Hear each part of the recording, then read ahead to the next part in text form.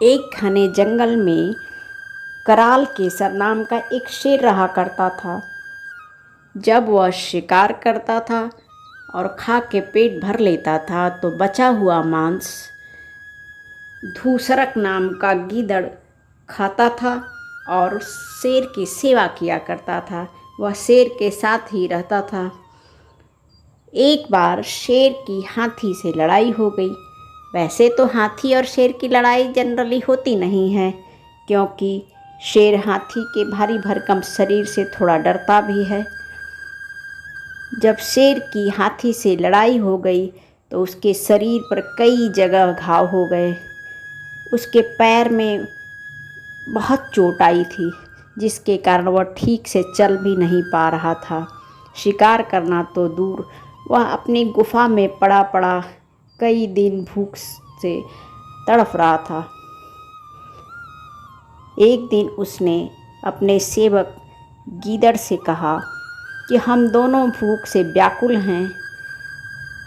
तुम किसी शिकार को बहला फुसला करके इस गुफा की तरफ ले आओ तो मैं उसे मारूंगा और हम दोनों का पेट भरे।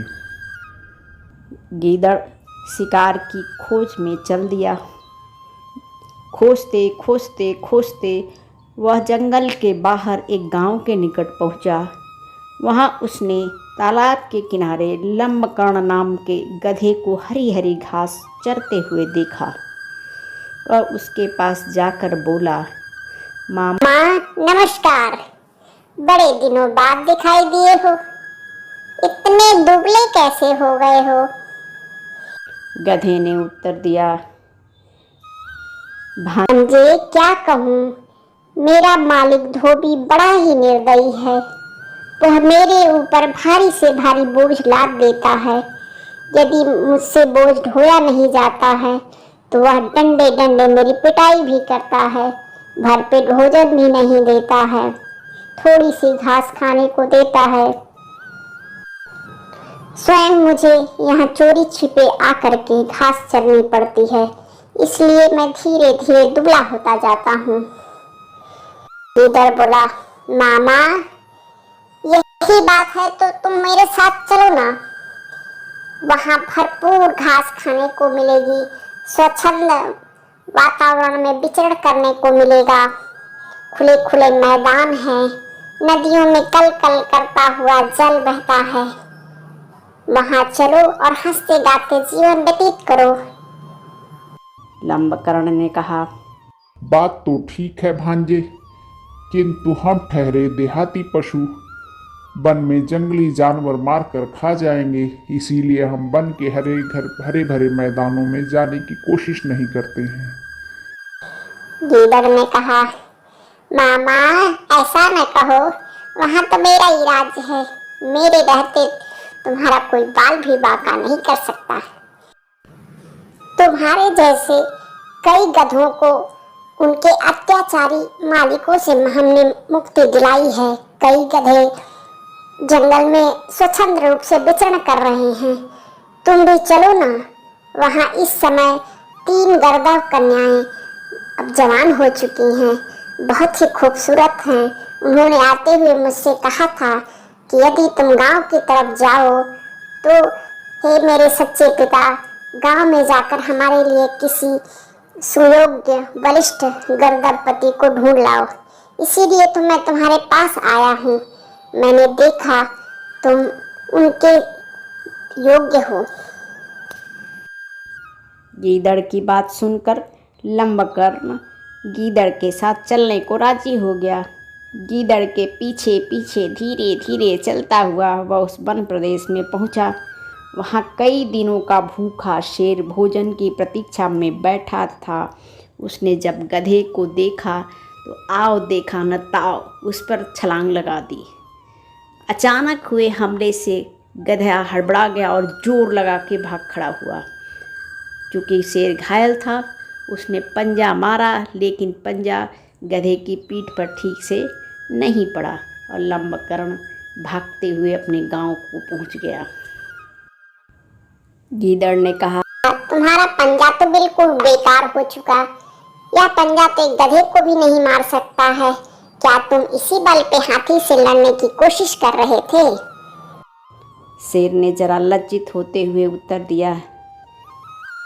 अभी मैंने अपना पंजा तैयार ही किया था कि अचानक से वह भाग खड़ा हुआ, अन्यथा हाथी भी इस पंजे से घायल हो जाता है, तो गधा क्या चीज है। गीदड़ बोला। अच्छा, तो अब एक बार और कोशिश करो, मैं तुम्हारे पास उसे फिर बुला के लाता हूँ। शेर ने कहा। जो गधा मुझे अपनी आंखों से एक बार देखकर भाग गया है, क्या वह फिर दोबारा लौटेगा? गीदड़ ने कहा, मेरी बात पे यकीन करो, बस तुम तैयार रहना उसका शिकार करने के लिए। देखो मैं उसे कैसे लेकर फिर आता हूँ। फिर से गीदड़ धीरे धीरे गधे की तलाश में चल दिया। गीदड़ ने देखा कि गधा फिर से उसी जगह पे जाके घास चर रहा है। गीदड़ को देखकर गधे ने कहा, भांजे, तुमने तो मेरी आज मरम्मत करने की सोच रखी थी। भला बताओ, तुम ले जाकर के मुझे शेर के सामने खड़े कर दिए हो।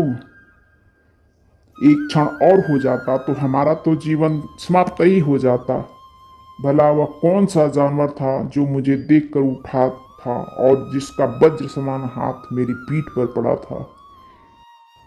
तब हंसते हुए गीदड़ ने कहा, मामा, तो तुम शेर जानकर डर गए थे। तुम भी बड़े विचित्र हो। गर्द भी तुम्हें देख करके तुम्हारा आलिंगन करने के लिए तेजी से उठी थी और तुम भाग खड़े हुए हो। उसने तो तुम्हें देख करके अपना जो है प्यार तुम पर छलकाना चाहती थी। उसने जैसे ही हाथ उठाया वह तुम भाग खड़े हुए हो। उसने कहा है वह तुम्हारे बिना जीवित नहीं रहेगी, भूखी प्यासी रहेगी। वह कहती है यदि लंबकर्ण मेरा पति नहीं होगा तो मैं आग में कूद करके जान दे दूंगी।